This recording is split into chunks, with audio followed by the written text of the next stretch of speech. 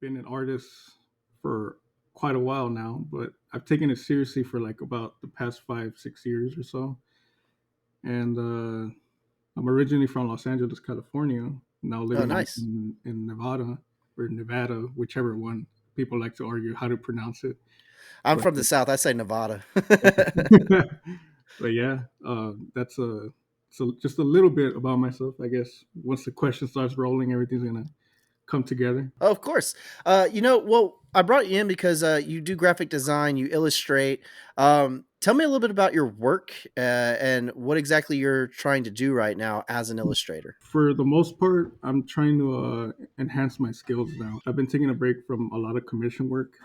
I have had like quite a bit of traffic, but I kind of toned it down because I want to take some time to learn new skills. Because I can only get so far with my current skills.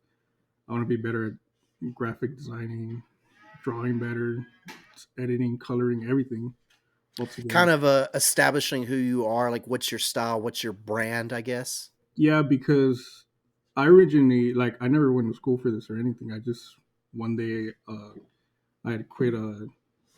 I just quit partying and doing all that stuff, and I was just like, like what should I do with my spare time? Like I got to do something more productive. Yeah, And then right. I remember I was like, well, when I was a kid, like up until like 13, 14, I used to draw a lot. And then I figured I might as well jump back on that just to have something extra to do throughout my day. And that ended up taking off like way harder than I expected. You had told me that you actually have done a lot of freelance comic book illustrations.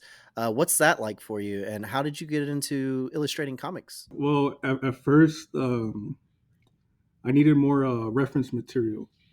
So I would go to like bookstores and comic book shops, just getting mostly like the art books or getting Yeah, some manga, some comic books, whatever, and then just kind of like going through them. Like I would read them, and then some of them I wouldn't like what the story, so I would just look through the art. I'm like, wow, this art's amazing, And so like I really started getting into that style of just like pen and ink, just flat colors and all that. And I ended up putting my services on like freelance websites, and I would get a few commissions here and there to like make some panels or at least color or ink them. Like one of my favorite processes for me is ink, like ink work. I really liked like the guys from the '90s and the '70s did a lot of the ink stuff, yeah. especially stuff like from magazines from like the Savage Sword of Conan or like Eerie. Yeah. I really love that black and white stuff.